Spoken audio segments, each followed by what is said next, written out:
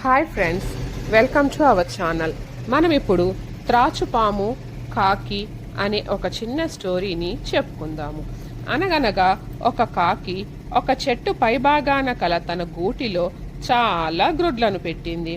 తన గూడు చాలా సురక్షితమైనదని, క్రూర జంతువుల బారిన పడకుండా తన గ్రుడ్లు సురక్షితంగా ఉంటాయని కాకి చాలా నమ్మకం కలిగి ఉండేది. కానీ దాని నమ్మకం ఎక్కువ కాలం నిలబడలేదు. ఒక పెద్ద త్రాచుపాము చెట్ల పైభాగాన ఉన్న గ్రుడ్లను పసిగట్టింది. అది పాకుతూ వెళ్ళి కాకి యొక్క ఒక్కొక్క గ్రుడ్లను తినేసింది. కాకి గ్రుడ్లను పెట్టిన ప్రతిసారి త్రాచుపాము వాటిని తినేస్తూ ఉండేది. కాకి త్రాచుపాము నుండి తనకు తన గ్రుడ్లకు ఎప్పుడు విముక్తి దొరుకుతుందా అని ఆలోచించసాగింది. కానీ త్రాచుపాముపై దాడి చేసేంత బలమైనది కాదు. కాకి తన గ్రుడ్లను గురించి చింతించసాగింది. భవిష్యత్తులో తన గ్రుడ్లను ఏ విధంగానైనా సంరక్షించుకోవాలని గట్టిగా నిర్ణయించుకుంది. కాకి తన జంట పక్షితో కూర్చొని ఒక ప్రణాళికను ఆలోచించింది.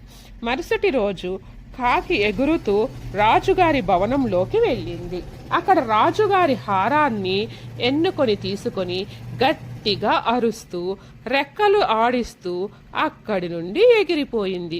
రాజుగారి భటులు కాకి యొక్క అరుపులు విని దాని నోటికి గల రాజుగారి హారాన్ని చూసి వారు కాకి ఎలా ఎగురుతూ వెళుతుందో అదే మార్గంలో దానిని అనుసరిస్తూ వెళ్ళారు.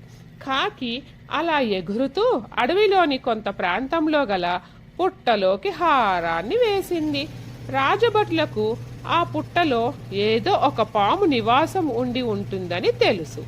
అందుకే వారు జాగ్రత్తగా పుట్టలోని రంధ్రంలోకి మొదట తమ చేతిలోని భల్లెమును దింపి దాని సహాయంతో హారాన్ని వెతకసాగారు. మొదటిసారి భల్లెముతో పాము పెద్ద త్రాచుపాము బయటకి వచ్చింది.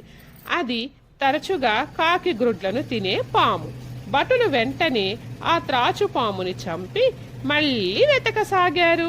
ఈసారి వారి భల్లెమునకు హారం చిక్కటంతో దానిని బయటకు తీసి దాన్ని తీసుకొని రాజుగారి భవనానికి తిరిగి వెళ్ళారు.